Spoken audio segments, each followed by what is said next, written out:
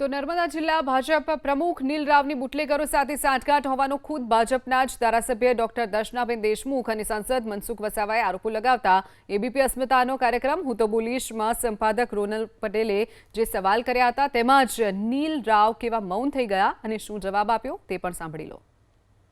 ધારાસભ્યએ તો એ પણ આરોપ લગાવેલા છે કે તમે અને તમારા પક્ષના કેટલાક નેતાઓ, સ્થાનિક નેતાઓ બુટલેગરો સાથે સાંઠગાંઠ ધરાવો છો. મનસુખભાઈએ પણ પરોક્ષ રીતે આરોપ લગાવ્યો હતો અને આજે ધારાસભ્યએ પણ આરોપ લગાવ્યો છે. બુટલેગરો સાથેની સાંઠગાંઠ હોય તો યોગ્ય તો ન ગણાય ને ભાઈ. મેં કીધું એમ કે પાર્ટીના પરિવારના બધા લોકો છે, આ પ્રદેશના આગેવાનોથી લઈને બધા લોકો આ બધા વિષયો જોતા હોય છે. જોડે બેસીને સુખદ સમાધાન આવશે. રોનકભાઈ, નહીં, સાંઠગાંઠ તમારી નથી તો સ્પષ્ટતા કરી દો ને કે ના, મારે કોઈ લેવા દેવા નથી. અને હું ફરીથી કહું છું, કોંગ્રેસ કે આપ કહે તો તમે આરોપનો જવાબ ના આપો, માની શકાય.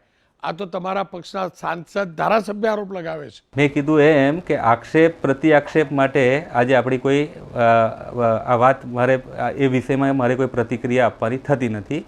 કુલ મળીને આ જે વિષય છે અને જે ઘટના કંઈક ઊભી થઈ છે તો આવું કોઈ અપમાન કરવાનો ઇન્ટેન્સ કે અપમાન થયું હોય એવું કંઈ છે નહીં. એક જે ગેરસમજ ઊભી થઈ છે એ ગેરસમજ આપણે દૂર કરવાની વાત છે.